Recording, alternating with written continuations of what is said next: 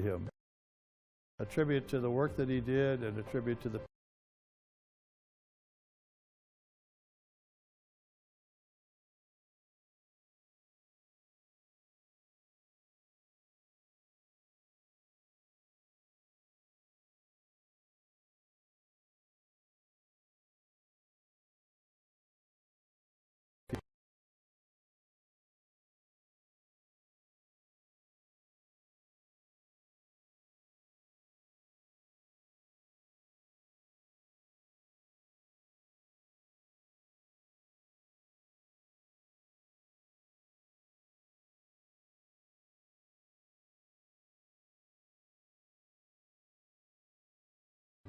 looking out over Puget Sound and up to Whidbey Island and out west to Suquamish and Bainbridge Island. The Daybreak Star Cultural Center is one of my very favorite places.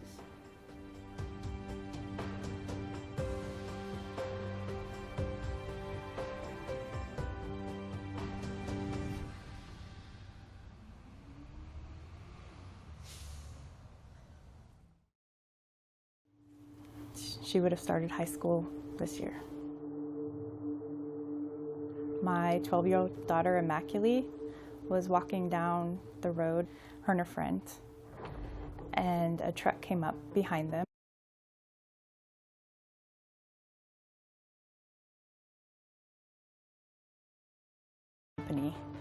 And if he was able to be pursued, he could have been caught and put in jail.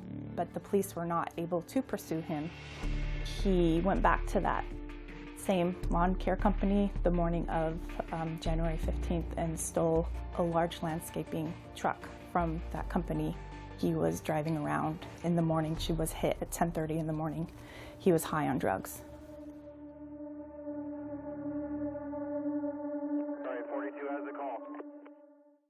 This was a busy intersection, a major intersection in Tacoma. I could see that there were a lot of police activity up over the horizon. I was waiting at a red light, my light turned green, and then I started to take my left turn to get onto I-5. And the next thing I remember is my car's on its side and I'm standing on the driver's window. Somebody came running up to the vehicle and said, "Are you okay? Are you okay?" And I said, "Yeah, I think so." I've got a broken neck. I've got my C5 and C6 fused together. I've got a blocked artery in my neck. You have two arteries that feed blood to your brain. I only have one now. I know police have a difficult job to do and things, but there's a point where once the car turned its headlights off and started running red lights, I would think that that would not risk that. 610, we got a lot of traffic here at 52nd Broadway. Too often in government, we politicize an issue.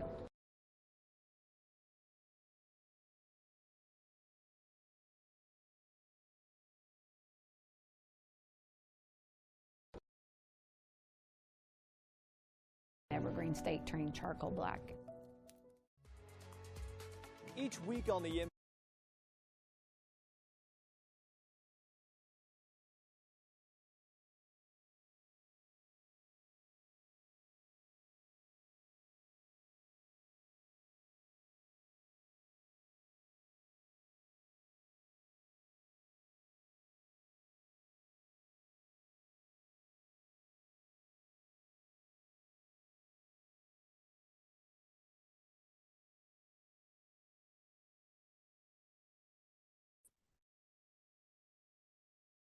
All right, let's get started. Good morning, everyone. I'm John Handy, Communications Director for the House Republican Caucus. I'd like to welcome you to our Republican media availability. With us today from the House Republican Caucus, we have House Republican Leader Drew Stokesbury of the 31st District and House Republican Caucus Chair Peter Abarno from the 20th District. And from the Senate Republican Caucus, we have Senate Republican Leader John Braun of the 20th District and Senator Chris Gildon, ranking Republican on the Senate Ways and Means Committee from the 25th District. And with that, I will turn it over to Representative Stokesbury for some opening remarks. Well, good morning, everyone. Thanks for joining us today, and welcome to, I guess, the second day of week 3. It's an interesting session already here in Olympia. As I think most of you saw, the big news in the House last week was that the Democratic majority decided that they were going to upend 132 years of tradition and get rid of a rule that has served this House very well since 1893, because they've proven utterly incapable of managing the clock. And they decided that they would rather just cut off debate and deprive elected representatives of their ability to speak on a bill, rather than just worry about gaveling into session 10 or 15 minutes earlier. Awfully sad day for Washington State. Awfully sad day for the rights of the minority party. Awfully pathetic move, if you ask me, to put the convenience of the majority ahead of the rights of the minority. For those that don't follow the House quite as intimately as me, contrary to what you might hear from the majority party, there is no such thing as a filibuster in Washington State. To call what the minority party does around here a filibuster, I think, does a grave disservice to the English language. The right to debate is heavily circumscribed by House rules. Any member can only speak for up to 3 minutes in the days before cutoff, and the remarks have to be confined to the bill or amendment at hand. You can't stand up there and hold the floor for hours on end. You can't have a minority of members block a bill from coming to the floor or block a bill from passing.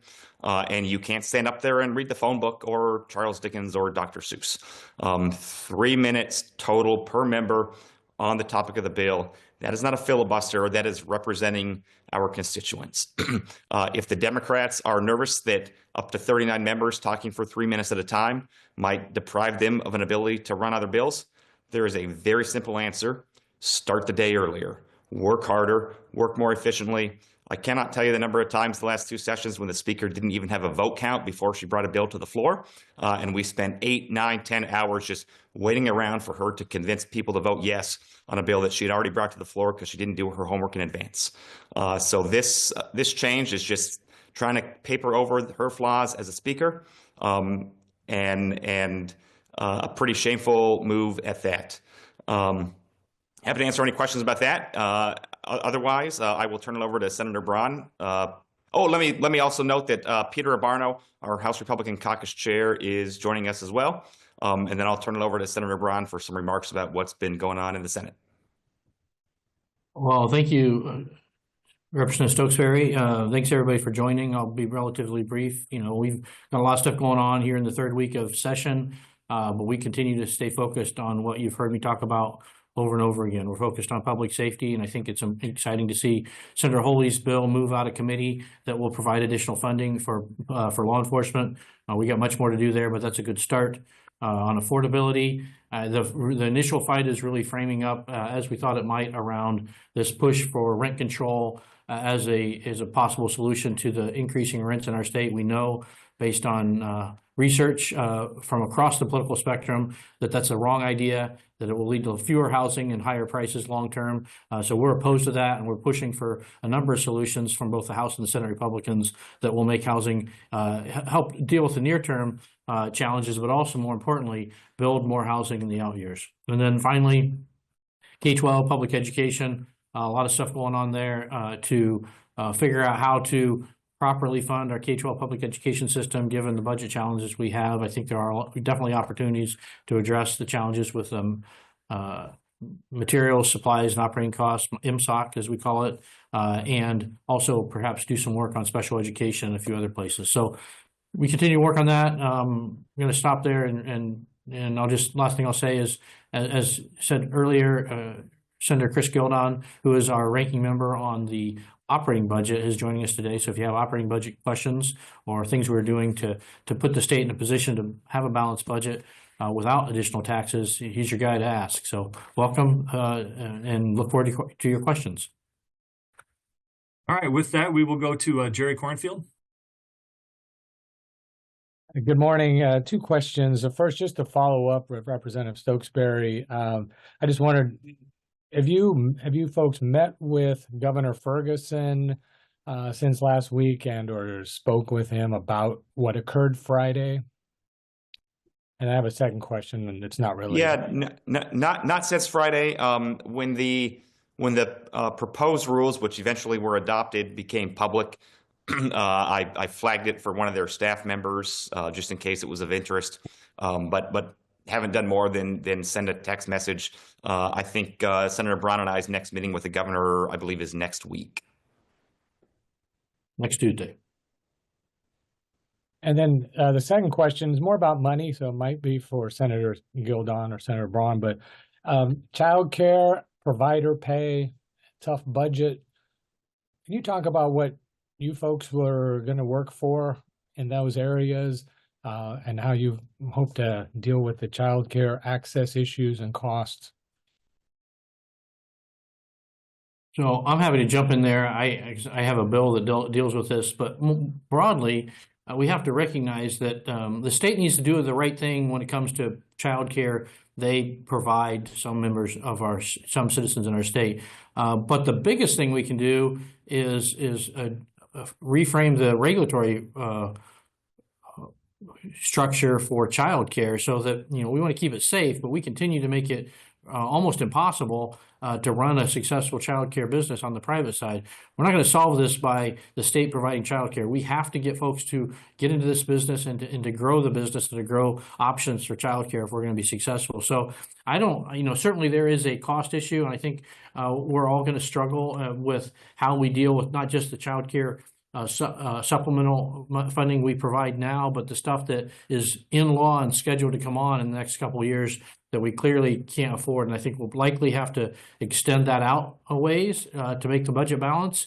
But we can also look at how we pay for the child care we're supporting right now. There's a formula that is not super accurate. That's what the bill I have does, which is tries to take the formula and restructure it so that it's paying at market rate, but not above market rate in some places and below market rate in other places. We actually can pay at market rate in more locations, which I think is the right thing to do, and get more bang for the buck in terms of child care provided. And if I could just kind of echo what Senator Braun said, agree completely that I think the most important thing we can do, especially over the medium and long term, is to better attack the regulatory structure so that it's easier to become a child care provider. Obviously we need to maintain some minimum standards, but we've made it so hard to become a provider that there just aren't enough providers available. It's not dissimilar to the phenomenon we're seeing with our housing prices, where housing prices are so high because it is so difficult to build. So we're lacking the supply to meet the market demand. Same thing with childcare. So we actually have, there's two bills sponsored by House Republicans. House Bill 1033 from Representative Couture, and that would allow cities and counties to license childcare providers outside of DCYF to try to open up a better stream there. And then House Bill 1363 from Michelle Caldier would reduce some of the burdensome and unnecessary regulations on child care providers. The other idea that our caucus is proposing is House Bill 1564 by my new seatmate, Representative Josh Penner, that would provide a 100% B&O tax credit for businesses that provide child care assistance to their employees, including contributions to child care costs, in-house child care facilities, that kind of thing, and maybe do a better job creating some incentives for it to become an employer perk, if you will. So not one magic solution, but a variety of things we can do in the short and medium term to increase the accessibility and affordability of child care. All right, next we'll go to Shauna Salisbury. Good morning. There was a bill introduced last week by Senator Warnick and Senator Alvarado that's being heard today in committee, and it's a bill that would stop DCYF from taking Social Security benefits from foster children. DCYF is asking for $12 million just for fiscal year 2025 to 27 to backfill the revenue loss. I'm curious if there's any support from either caucus. Sean, is your question, is there support for the bill or support for the backfill from the budget? Sorry, support for the bill. Well, since Warnick signed on the bill, I can say authoritatively that she is supporting it. At least I think I'm safe to assume that. I don't think that this is not, I can just tell you, this is not a bill that's had a caucus-wide conversation. I do think that you're right. I mean, the idea, I think, it'd be popular and supported by the caucus. The cost is going to be tough to figure out in our current budget situation. That's how I would describe it. Yeah, I think the House Republicans are in a similar position. Hasn't come up as a caucus-wide discussion.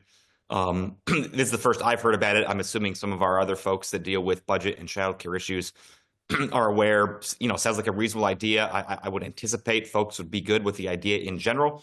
But as with virtually anything in the budget, it's a question of priorities. So I think the harder question that is going to be way too premature to answer right now is, even if this is a good idea, is it a better idea than all the other obligations that and ideas that we have in the state budget? And that'll be a question for our caucus and our budget team over the next 90-something days. Did you have a follow-up, Sean?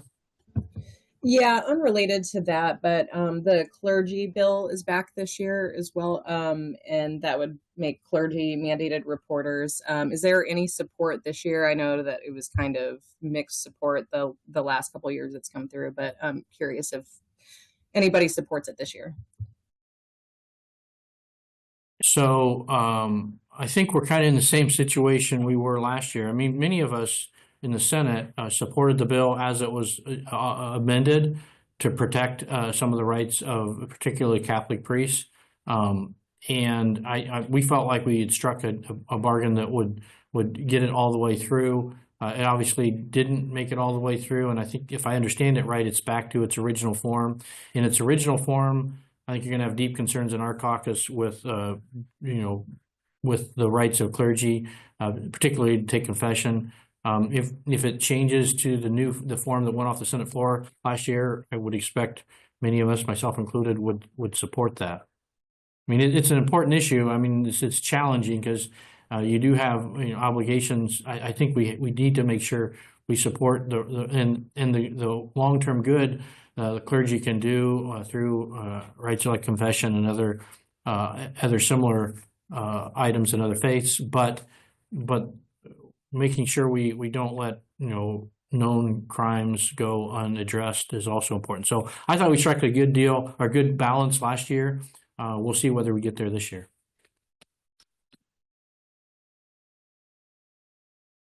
Yeah, again, I'll echo what Senator Braun said. I think everybody in our caucus wants to make sure that we're protecting kids.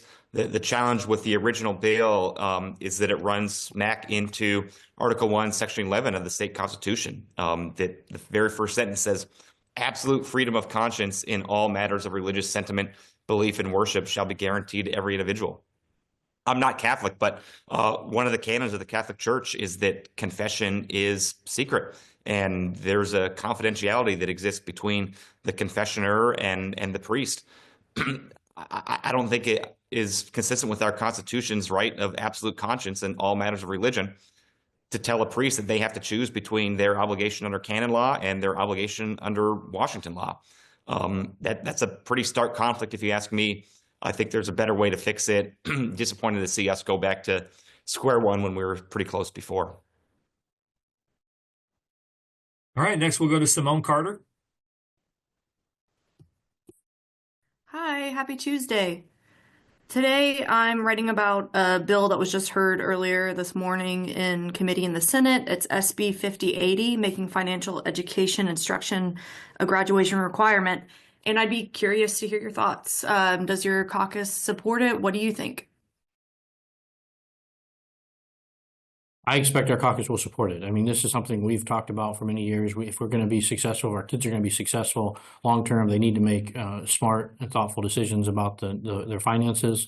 I think there is always a concern if we're adding yet another requirement to graduation. So I think it's going to take some discussion in committee and afterwards to make sure we get the balance right. But broadly, I would expect if we can get it lined up right, that this will be something we would support long term. I guess the other thing I would say is undoubtedly, if you're adding this, there's going to be some costs. So you're going to have a budget, likely have a budget review process at some point, and that may change the direction, given our budget situation. Yep, agreed with what Senator Braun said. Once again, I think our caucus will also support this idea. I think we would more strongly support Skylar Root's bill, House Bill 1285, that he pre-filed before the Senate bill you mentioned, Simone, was dropped. And there was a very similar version that Representative Root introduced last session that passed the House unanimously or nearly unanimously and was heavily watered down by the chair of the Senate Education Committee. But we think it's a great idea, and in fact, studies show that things like this disproportionately benefit low-income, underrepresented minority children. So if we want to talk about equity in education, this is definitely something we should be doing, and it's why House Republicans have been talking about it for the last couple of years. Did you have a follow-up, Simone? No, thank you both. All right, next we'll go to Mitchell Rowland. Nothing from me today. Okay. Next, we will go to John Stang.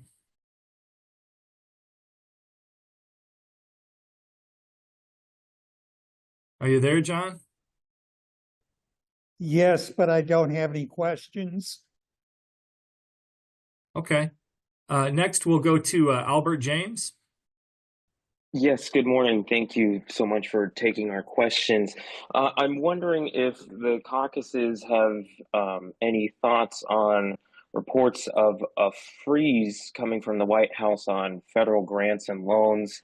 An internal memo says that they want to assess to see if they align with President Trump's priorities. I'm wondering if that's going to have any impact on agencies here across the state, or if you have any concerns about any federal funding being halted or even stopped briefly.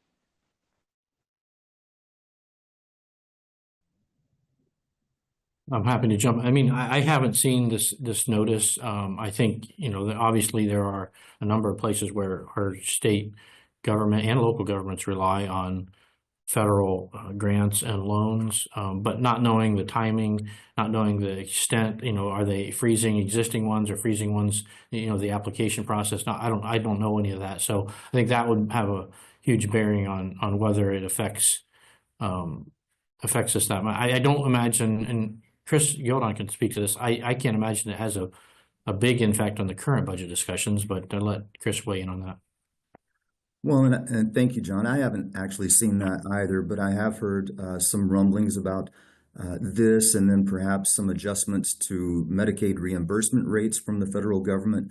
But all of that taken together just brings in the importance of the considerations that we should put to this year's budget. The budget proposal that we got from the previous administration is by no means an austere budget. It has over 500 lines of new spending. It grows state government by more than 2,275 new employees. And then it says that we have a shortfall of, people are saying 12 billion. I'm still disputing that because I think that includes a lot of policy ads, things that don't necessarily have to be spent. If you look at nonpartisan staff from the Senate, then you will see that we have a budget shortfall of $6.7 billion, which is a very precise number, and that includes everything that's needed to maintain government next year in the same way that we're doing it this year. And I think that the folks out there deserve a full accounting of exactly what makes up this supposed budget shortfall of $12 billion.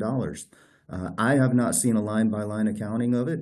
I'm sure that none of you have seen a line-by-line accounting of it, but you certainly deserve it, and I think you should ask for it. Did you have a follow-up, Albert? No, I didn't. Thank you. Hey, John, if I could just add one thing too. I mean, like Senator Braun said, I haven't seen the memo or guidance or whatever you described, Albert.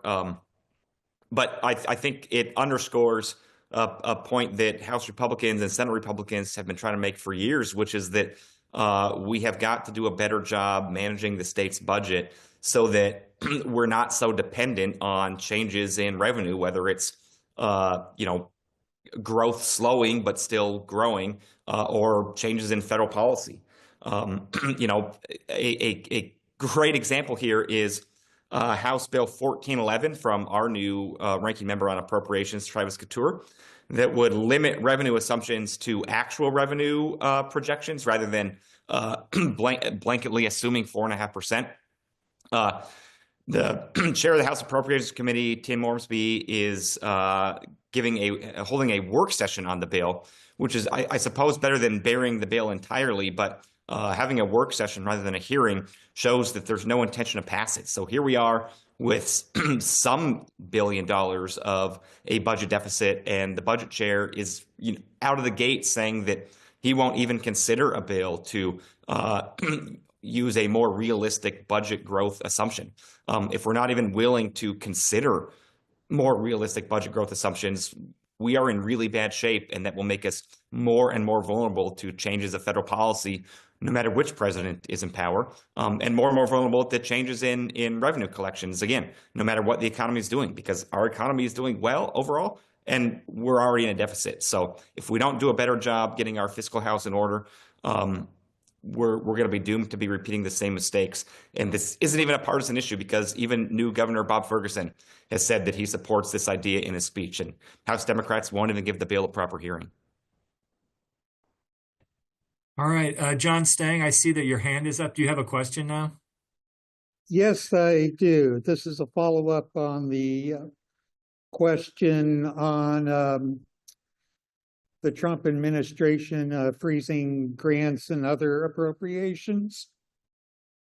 There's a good chance that's unconstitutional because it's interfering with the Congress's appropriation powers, which means there is a chance that Nick Brown might be filing a lawsuit on that issue. Would you support such a lawsuit if Nick Brown files it? Well, there's a lot of things unknown in the question you just asked. I mean, I don't know. I don't have any knowledge of the actual potential executive order, nor do I have any knowledge of whether it is truly constitutional or not. I can imagine a situation where it may be and it may not be. I will say that I think certainly to his credit, Nick Brown has only, to my knowledge, only filed the one lawsuit about birthright citizenship, and that one certainly is a situation that needs to be sorted out in the courts. So and the fact that he has been relatively restrained in filing, multiple lawsuits, hasn't, as his predecessor did, hasn't filed multiple lawsuits on any random topic. I think that indicates that he's not going to jump in and try to make press by filing unfounded or unnecessary lawsuits. So I can't answer your underlying question because I just don't know enough about what the potential executive order is. But I am encouraged that it seems that our Attorney General is showing a fair amount of restraint on what he decides merits a lawsuit. I'm not saying I support his lawsuit on birthright. I'm just saying it's pretty clear from what I know, non-lawyer, but from what I know, that that's just something that the court probably needs to sort out. Yeah, I mean, John, you're talking about the Impoundment Control Act of, I think, 1974. Impossible to say whether or not I'd support a lawsuit, until we see A, what the executive order does, B, what the underlying statute or appropriations bill says, and, that is being referred to in the executive order, and C, what a hypothetical lawsuit might look like. There's a lot of variables in that situation. Did you have a follow-up, John? No. Okay, and Jerry Cornfield, you had your hand up for a second there? Did you have an additional question? I just have one quick question earlier.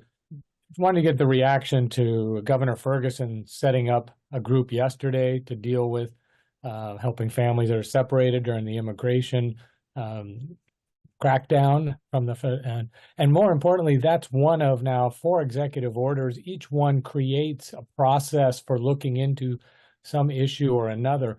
Are you at all concerned about whether or not he's driving up the cost of government, or is it rerouting people to other chores and so other things aren't being done? So what are the concerns you folks may have about the governor's use of these task force and new government? Well, I'd say, first of all, it's in response to the work that Immigration and Customs Enforcement has done over the last week or so. I want to be clear. Everything I've heard, everything I understand is this is focused on folks who are in the country illegally, who have committed crimes or have criminal records. This is a relatively small segment of the folks who are here in undocumented status. So I think we should be cautious on how we react to that. That's a fairly popular notion that we should find folks who are breaking the law and either put them in jail or deport them. The notion that we should be concerned about, the breakup of families as a result of that action. I think we should protect kids regardless of the circumstance. I don't think this is an outrageous idea. I do think if you're going to do that, you ought to do it for everybody in our state. We have a lot of kids in the foster care system, as an example, who are not getting the care they deserve. We should focus on that as well. I mean, anywhere where we're helping kids who are without family support, we should help them. In this case and others, but I think the broader issue that this is a large scale, deportation effort is misstated. It's been very focused on folks who have broken the law, criminal law. All right. The last question comes from Drew Mickelson of King 5 for the House. Why does leadership think the Democrats decided to change the rules regarding the end of floor debate this session? Well, thanks, Drew, for the question. I kind of mentioned this a little bit at the beginning of this availability, but I think that the Democrats are frustrated that they have been outfoxed by Republicans at cutoff for several of the last few sessions. Like I said, this is not, despite what you'll hear from the Democrats, they're going to tell you to don't believe what your lion ears are hearing and what your lion eyes are seeing. But contrary to what they say, there isn't a filibuster. Republicans aren't interested in just talking for talking's sake. Each of us represent 150,000 people, and we have a constitutional right to come to Olympia and represent our constituents' views. House rules permit any member to speak for 3 minutes about the bill. And the House Democrats have decided that they would rather get rid of the ability for any member to speak for 3 minutes in order to increase their ability to pass more laws that I think are bad for the people of Washington. In my opinion, they're doing it because they've been unable to manage the clock and they've been unable to manage their own members' bills and expectations. And so rather than do a better job leading, they are deciding that they want to make it easier to stop listening to Republicans so they can get on with their day. Pretty sad, pretty frustrating. And the second part of his question was, as far as restricting governor designees from the wings, do Republicans think that was a result of the tone of Governor Ferguson's inaugural address? Well, I mean, again, the Democrats are going to say, don't believe your lion eyes, but, just connect the dots. Jay Inslee was governor for 12 years and never once was it ever brought up. That is 6 legislative sessions in which we passed new rules where the rule could have changed. If Governor Inslee was abusing the privilege, the House had 6 opportunities to change the rules before it got out of hand. Instead, they wait until the guy who supposedly has abused the rules is out of town and then change the rules on the new guy in town before he's even had a chance to come to a better understanding. If that were really the issue, if the issue were really that the former guy was abusing the rules, I think the easy solution would be tell the new guy, hey, your predecessor abused the rules. Some of us don't like it. If you abuse the rules, we're going to change the rules. So don't abuse the rules. They didn't do that. They just pulled the rug out from under his feet a week after he gave a speech where he admitted it wasn't all puppies and rainbows and unicorns and sunshine. I view a pretty direct link, and it sure seems like a causal one in my mind. And with that, we will go to closing remarks from the Republican leaders, and I'll hand it back to you, Representative Stokesbury. Well, like I said, thanks everybody for joining us. We are still probably not even barely 10% of the way through session. There's a long way to go. There's been a few bad bills percolating already in the House and Senate. I suspect more will come. Happy to talk to any of you about any of those at any time. But in the meantime, House Republicans are going to stay focused on trying to fix Washington.